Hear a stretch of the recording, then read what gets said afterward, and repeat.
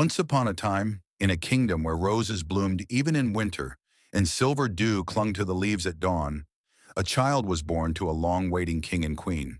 She was as radiant as the morning sun and delicate as a petal in spring. The people rejoiced across the land, for their royal child was a blessing beyond measure. They named her Briar Rose, for she was both lovely and strong.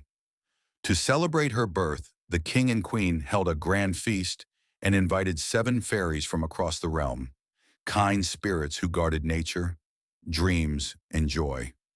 Each came to bless the child with a gift more precious than gold.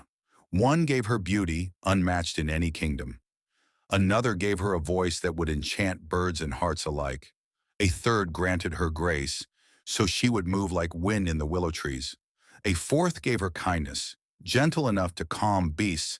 A fifth gave her wit, so clever it could untangle riddles and hearts alike. A sixth gave her courage, so she would fear no shadow. But before the 7th fairy could bestow her gift, a whirlwind tore through the hall.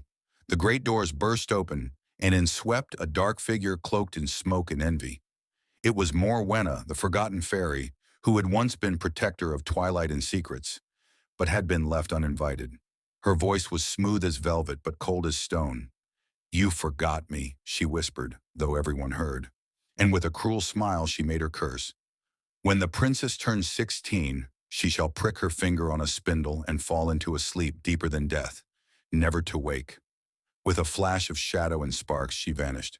The court froze in horror, but the 7th fairy, who had not yet spoken, stepped forward with trembling wings and bright eyes. "I cannot undo the curse," she said softly, "but I can soften it.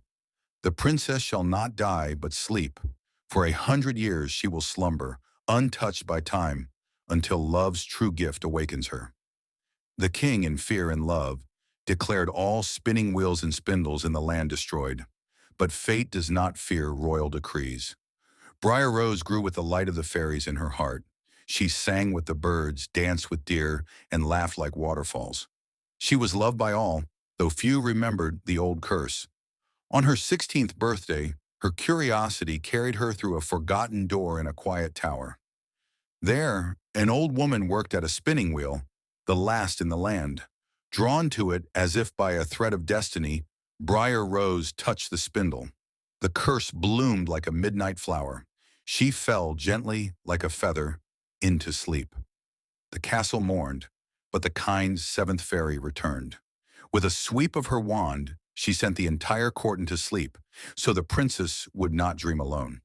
Around the castle walls, a forest of roses and thorns grew, thick and tangled, guarding the sleeping beauty within. Seasons passed, decades turned, the world changed, but the thorns did not fade. 100 years later, a prince named Alaric, son of a faraway king, heard the tale of the Rose Castle. He had wandered the world seeking something he could not name, something real, something true. When he reached the thorny woods, the thorns parted before him like water before a stone. The spell knew he had come with love, unbidden and heart unwounded. Inside the silent castle, he found dustless halls, sleeping guards, and gardens locked in eternal bloom. And at the center, on a high tower bed of silk and moonlight, lay Briar Rose. He knelt. He had never seen her before, and yet she seemed familiar, as if they had shared the same dreams. He brushed her cheek, and with love that was not born of knowing, but of destiny, he kissed her brow. The breath returned to her lips. Her eyes opened, starlight and wonder. The castle rang with yawns and cries of joy as all awakened. Light poured through the windows, and the roses bloomed anew. The prince and Briar Rose spoke not as strangers, but as two who had waited for each other across time.